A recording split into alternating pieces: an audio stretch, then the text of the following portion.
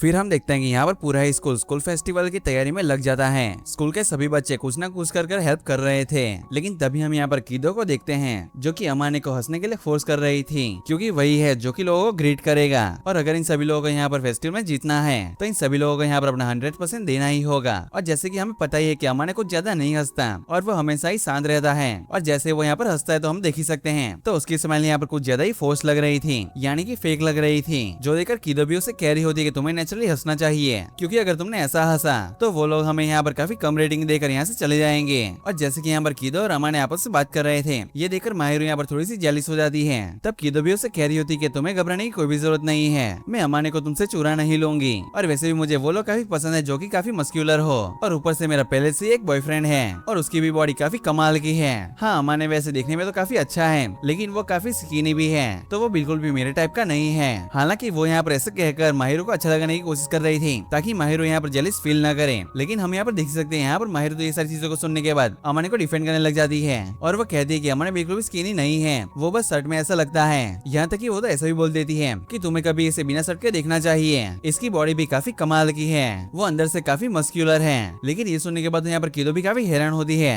और फिर वो सोच रही होती है क्या ये सच में इतना मस्क्यूलर है। और हम यहाँ पर देख ही सकते हैं क्लास में बाकी लड़कियां यहाँ पे इसी बात पर फोकस करने लगती हैं, और ऐसी सारी चीजें चली रही होती है। तभी यहाँ पर अमाने को बीच में आना पड़ता है यहाँ पर माहिरो को रोकने के लिए, और वो यहाँ पर कह रहा होता है कि मुझे पता है कि तुम मुझे यहाँ पर डिफेंड करना चाहती हो, लेकिन ऐसा कर तुम मुझे बस यहाँ पर एम्बेरसिंग फील करवा रही हो। जिसके बाद यहाँ पर माहिरो को भी रियलाइज होता है कि आखिर उसने यहाँ पर इतना कुछ बोल दिया, तो फिर वो यहाँ पर अमाने से माफी मांगती है। जिसके बाद ये सभी लोग यहाँ पर अपने अपने काम पर लग जाते हैं, और यहाँ पर कीदो सभी लोगों को अपने अपने काम को बांट देती है कि आखिर कौन क्या करेगा। तभी वो सीधा अमाने के पास जाकर बटलर की ड्रेस दे देती है, और तभी वो यहाँ पर उसे देते हुए कान में कुछ बताती है, जो कि ये था कि माहिरो तुम्हारे दूसरे क्लास के अंदर वेट कर रही है, और साथ ही वो ये भी बताती है कि माहिरो ये चाहती है कि तुम सबसे पहले उसे मेड ड्रेस में देखो, तो इसी वजह से मैंने उसे अगले रूम में भेज दिया, तो फिर जल्दी से जाओ और उसे मिलकर आओ। और फिर वो यहाँ पर जैसे ही वहाँ पर जाता है तो वो पहला पर्सन बनता है जिसने की माहिरो को मेड ड्रेस में देखा है, और माहिरो को यहाँ पर मेड ड्रेस में देखने के बाद तो अमाने की मन की जलन और भी ज्यादा बढ़ जाती है, और वो कहता है कि तुम तो काफी सुंदर लग रही हो, और मुझसे बिल्कुल भी ये नहीं देखा जाएगा कि दूसरा कोई लड़का तुम्हें देखेगा इस ड्रेस के अंदर। तब माहिरो भी यहाँ पर सेम ही चीज कहती है कि मैं भी नहीं चाहती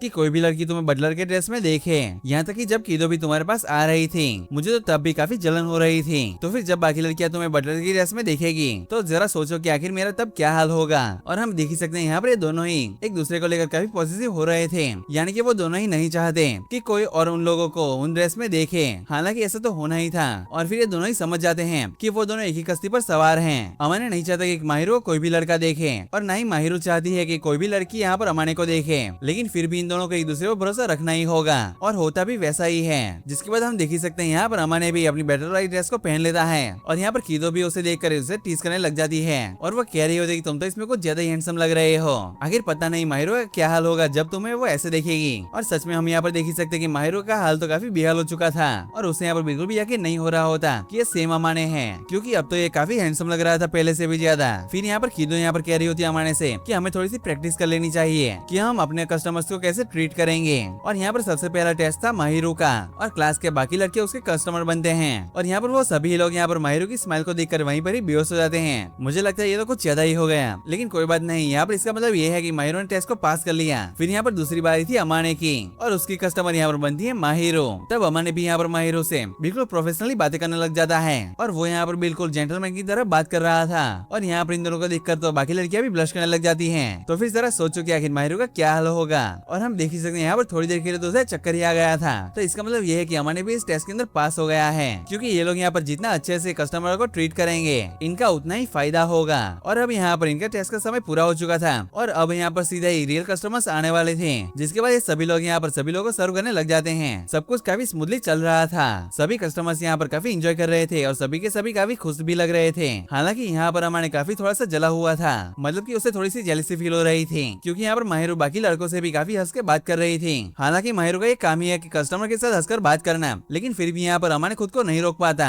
जब एक लड़का यहाँ पर माहिरो को छूने की कोशिश करता है, तब अमाने जाकर सीधे उसका हाथ पकड़ लेता है, और देखने से तो ऐसा लग रहा था कि अमाने यहाँ पर काफी गुस्सा है, और वो शायद यहाँ पर उसे गुस्सा भी मार देता, लेकिन वो यहाँ पर ऐसा कुछ भी नहीं करता, और वो यहाँ पर उसे सीधा ही कह देता है कि आप यहाँ पर किसी भी लड़की को नहीं छू सकते, तो आपको बस यहाँ से जाना होगा। जिसके बाद अमाने यहाँ पर उसे सीधा ही बाहर फेंक देता है, मतलब कि बाहर निकाल देता है। और इसी चीज होने के बाद उसका काम करने का कोई भी मन नहीं था, लेकिन जैसे कि यहाँ पर पूरा दिन बीतने ही वाला था, मतलब कि अब यहाँ पर शाम होने होने ही वाली थी। तो वो यहाँ पर माहिरो को बाहर लेकर चला जाता है और वो कह रहा होता है कि सारी चीजें यहाँ पर बाकी लोग संभाल लेंगे। और ऐसा कहने के बाद ये लोग एक साथ टहलने के लिए निकल जाते हैं और वहीं पर इन लोगों को यहाँ पर कीदो का बॉयफ्रेंड भी मिलता है। तो क्या आप सोच भी सकते हैं कि आखिर उसका बॉयफ्रेंड कैसा होगा, क्योंकि उसने स्टार्टिंग में ही बताया था कि उसका बॉयफ्रेंड काफी मस्क्यूलर है, बहुत ज्यादा स्ट्रॉन्ग, और उसे वैसे ही लोग काफी पसंद है क्योंकि वो दिखने में कुछ ऐसा था। मुझे तो इसमें और अरमाने में कोई भी फर्क नहीं दिख रहा, देखने से तो इन दोनों की बॉडी बिल्कुल सेम लग रही थी। तब यहाँ पर ये दोनों भी कह रहे होते कि मुझे तो लगा था कि ये काफी मस्क्यूलिन होगा, लेकिन ये तो कुछ मस्क्यूलर नहीं है जितना कि तुम बोल रही थी।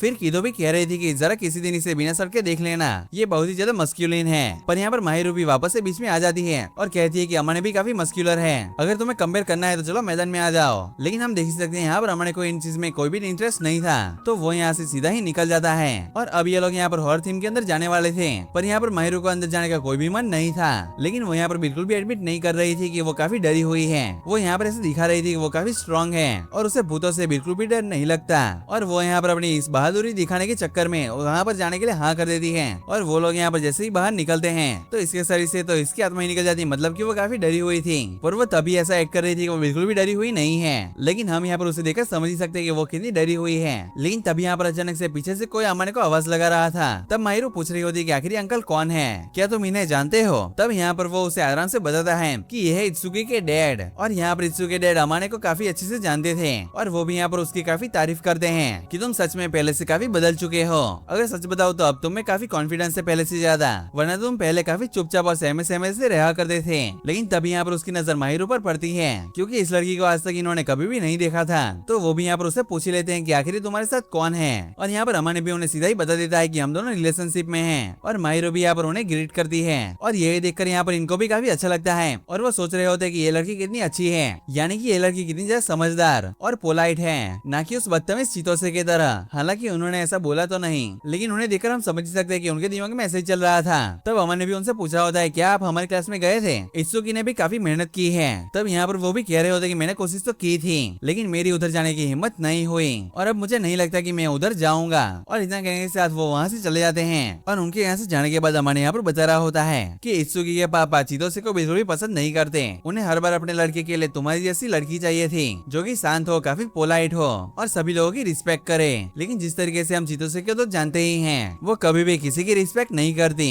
और वो पोलाइट तो बिल्कुल भी नहीं है और वो कुछ भी बोलने से पहले दूसरी बार नहीं सोचती। और यही एक रीजन था जिसकी वजह से इत्सुकी के डैड नहीं चाहते कि चितोसे उनके घर की बहू बने। लेकिन ये सुनने के बाद तो यहाँ पर माहिरो को काफी बुरा लगता है, क्योंकि चितोसे इत्सुकी से काफी प्यार करती है और वो ये चीज को दिखाने में बिल्कुल भी हिचकिचाती नहीं। तो मुझे यहाँ पर काफी बुरा लगेगा अगर वो दोनों इस चीज के लिए अलग हो गए। मैं दिल से चाहती हूँ कि उसके डैड यहाँ पर इन दोनों को एक्सेप्ट कर ले। तब अमाने भी कहते कि हम इस चीज में कुछ भी नहीं कर सकते, ये उन लोगों का फैमिली मैटर है। और हम यहाँ पर देख सकते हैं इसके बाद यहाँ पर माहिरो काफी उदास रहने लगी थी। तब यहाँ पर अमाने भी इत्सुकी को बता देता है कि मुझे अभी तुम्हारे डैड बाहर मिले थे, लेकिन वो यहाँ पर क्लास के अंदर नहीं आए। तब इत्सुकी भी बताते कि हाँ, उनको टिकट मैंने ही दी थी, लेकिन अच्छा है कि वो अंदर नहीं आए, वरना वो फिर से यहाँ पर चितोसे को कुछ उल्टा सीधा कह देते और खामखा यहाँ पर काफी ड्रामा हो जाता। लेकिन छोड़ो इस सारी बातों को, अभी तक तो काफी कुछ स्मूथली चल रहा था। तो यहाँ पर फेस्टिवल का पहला दिन एंड होता है युता के कॉन्सर्ट के साथ, जिसमें कि सभी लोग काफी एंजॉय कर रहे थे और खासकर लड़कियां। और इसी के साथ ये एपिसोड यहाँ पर ही खत्म होता है। हाँ, मैं मानता हूँ कि आज का एपिसोड काफी छोटा था, क्योंकि इस एपिसोड के अंदर कुछ ज्यादा था ही नहीं। बस इस एपिसोड में हमने देखा